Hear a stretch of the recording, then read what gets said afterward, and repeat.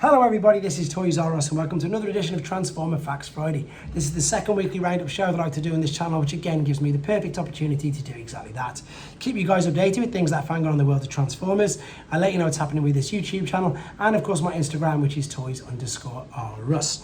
So we're going to kick off with some, I suppose it's a bit of movie news to be honest, but this is quite interesting if you like, as I say, Optimus Prime in particular in the movies. Via T-Formers, there is a really interesting article on all of the cabs that they used for Optimus Prime in the movie, and of course how they're in various different states of, I don't want to say repair, that's a bit too strong. Obviously some of them, there's just the front bumper, some of them in much better condition than the others depending on the scenes at which they were used. There's how they painted them all up. It's a really quite interesting read, to be honest. As I say, if you've seen the film, this particular version of Optimus Prime's truck is fantastic, so it's well worth a nose just for that reason. Inside as well, again, just a little great article if you fancy reading about it. This is just a very quick recap. Unfortunately, still no images of the figure. I've been asked so many times, does the figure have a mouth? To my knowledge, no. There's the back of the box. I believe it's just a straight up use. You can't even tell, even if I zoom in, of the G1 mold, but just in a slightly different color. So I don't know, but don't take this as 100% true. I don't think it's going to have a mouth. It looks like it's just got the normal mouth plate, which the G1 figure did. We wait for official images. Maybe that'll be in the fan stream. Who knows? Right. Transformers, another collaboration announced. This is with regards to games. So Rocket League's posted a quick trailer showcasing and announcing their collaboration with the Transformers brand, the latest major video game to join forces with the Autobots. Rocket League, a fast-paced car player soccer game, will feature an array of Transformers. So if you want to read more about this, check out this particular article on TFW 2005 and indeed Rocket Games' own website. Right, this is something that's quite interesting. Not my cup of tea, I don't really wear watches, but I can't deny how good this looks, to be honest. And yet again, another collaboration. This is with Cross Studios. This is a beautiful Rise of the Beast watch, to be honest. So I'm just going to show you some images of it. There you go. I don't want to spoil anything if you don't know what that is or what the watch is on. There's the back of the watch. It says Rise of the Beasts limited edition on it. This full article again is on TFW 2005 if you want to have a read of it yourselves, because I don't want to spoil anything, because obviously it's got some movie things on it, and also see these pictures without the reflection. However, I'm sure you'll agree in a second when you get to see the watch fully built up. There you go, it's glow in the dark as well, that it looks really, really cool. I do like it, but as I say, I don't really wear watches. I tend to damage them at work rather easily, so that's why, although I like it, I won't be picking this particular thing up. Right, last couple of images of this. Moving on, sighting. So this is, again, I get asked this loads of time, but of course I can't confirm or until now. However, the Studio Series 100 Rise of the Beasts Bumblebee face variant has now been found at US retail. So we've seen it in the UK. Excuse me. It has been found at US retail and it's been found at Walmart store in Virginia Beach. Now that would say to me that it's probably going to start popping up all over Walmart, but there is confirmation via TFW 2005 that the variant is now in the US as well. Okay, this again is another quick recap of the list of figures that have been sort of leaked or completely, I suppose, revealed, but we haven't seen any images of them yet.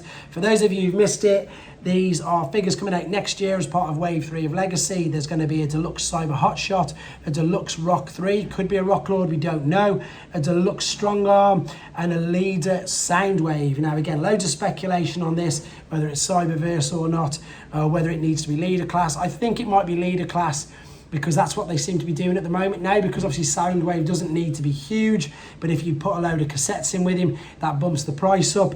Same with what I think they're doing here for Studio Series Leader 86 Springer, because again, I think all the figures, they've got to scale, otherwise what's the point of them doing it?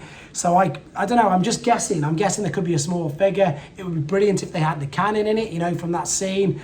I've got better things to do than die, etc. I'm sure he said that. If I've said it wrong, I'm going to be laughed at and by everybody they'll put in the comments.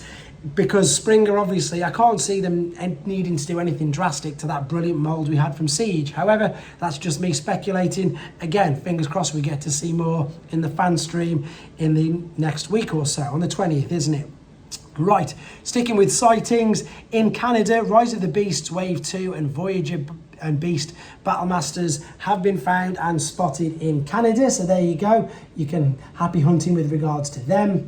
Right, I've been on Fans Hobbies Facebook page, and I'm going to refer to these guys by their Japanese names, Buster and Hydra. Buster we've seen loads of images of already, which is the white and red one. Hydra, as you can see, still in its test phase. Not full shiny paint, no decals, etc. But these two look amazing together. And as I say, Hydra is the new one for those of you who are new to the channel or who haven't seen these before. Yes, they had Hasbro versions, Dreadwind and Darkwind, but this was the colour scheme they used for the Super God Masterforce variants of them. Okay, sticking with third party, lots of people have asked me about the Ultra Magnus that I have caved and pre-ordered because I think he looks amazing. This is going to be on the shelves in July, it says, so fingers crossed I'll have one in July as well. And it's only just over 9 centimetres long. So Dr. Wu are a third party company that make figures smaller than Legend scale, and I can't wait to get hold of mine, to be honest. Right, on the New Age page, they've got a special Photoshop again of Mirage. He's been out for some time, but he looks great. And indeed, funnily enough, I've gone and pre-ordered him as well because he's on sale there at the moment.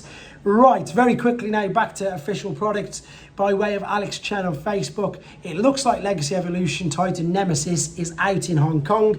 He's got one back at his house, out of packaging, and here we can see loose in robot mode, sorry, alternate mode first, then we see the robot mode. I believe there's slightly different paint apps on the Takara version, but what he's done very kindly here is put some other figures in for size reference. There's Leader Armada Prime, and there's Leader Armada Megatron, so we can see just how big she is. She looks huge. Right, last two things. This again was first, I suppose, previewed by BMAC, which was the, this is the Command and Convert animatronic Optimus Primal, but now it's going up for pre-order on Amazon as well.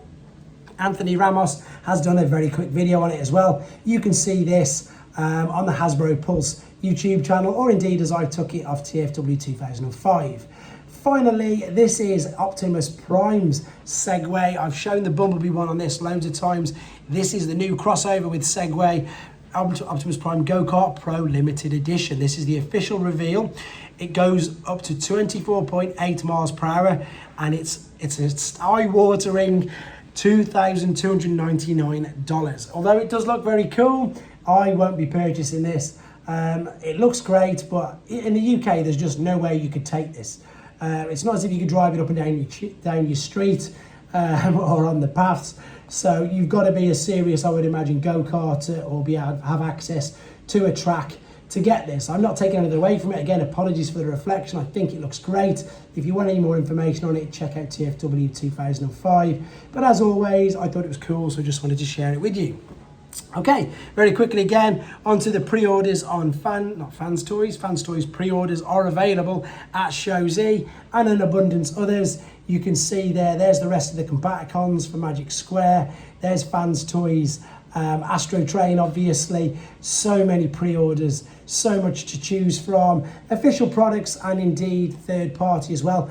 There's the Masterpiece KO Wheeljack. I've done a video on it just to show you the differences between the original and the KO, and in all honesty, and you'll see in the video, you'll see why the KO is so much cheaper. But again, that's why I've done the video, just to prove that. This is the sale page. Again, loads of things on sale. Please check out the website. There's a Cut Battle Damaged Emir, which is their take on Grimlock as well. Right, so as I say, so many videos going on. I'm going to get round to doing a beginner's guide to, I suppose, third-party collecting, because it's all completely new to me. And this is a brilliant discussion on, it gives loads of you guys who've been collecting them for a long time to jump in as well. And of course, please correct me if I'm wrong. I'm just doing a video. It's not even really a guide, I suppose. It's my first 2-3 months into the process, into I suppose that side of the hobby. So give my honest opinion on what I prefer, what I don't like, what I do like.